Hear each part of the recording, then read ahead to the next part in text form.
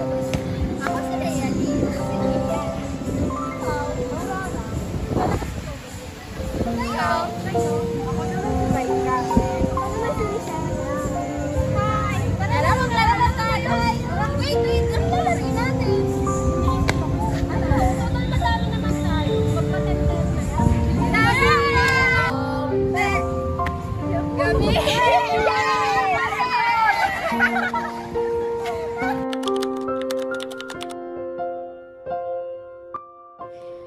Physical fitness is a state of health and well-being, and more specifically the ability to perform aspects of sports, occupations, and daily activities.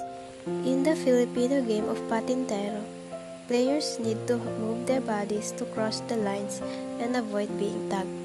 The game involves two teams, with one team acting as the runners and the other as the taggers. The runners try to cross the court without being tagged by the taggers. How flexibility is important in Patintero. First is crossing lines. Players move to be able to move their bodies to cross the lines of the court. And lastly, avoiding being tagged.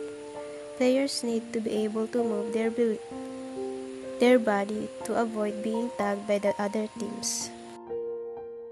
Patintero requires quick movements and changes in direction, which can improve agility and coordination. Makakapagod to? Kaya nga. Pero gusto ko pa maglaro mo. Ha? Parang... Alam ko na. Tumbang preso tayo. Yee! Tumbang preso daw.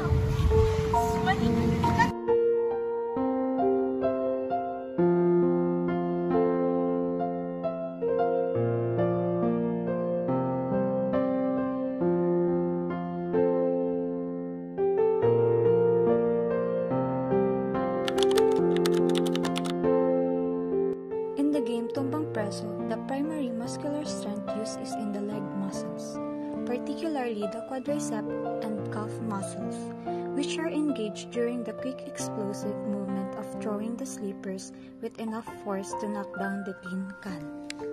Reaction time plays a crucial role in this game, particularly for the preso. The preso needs to be quick in recovering the can or chasing after players who try to hit it.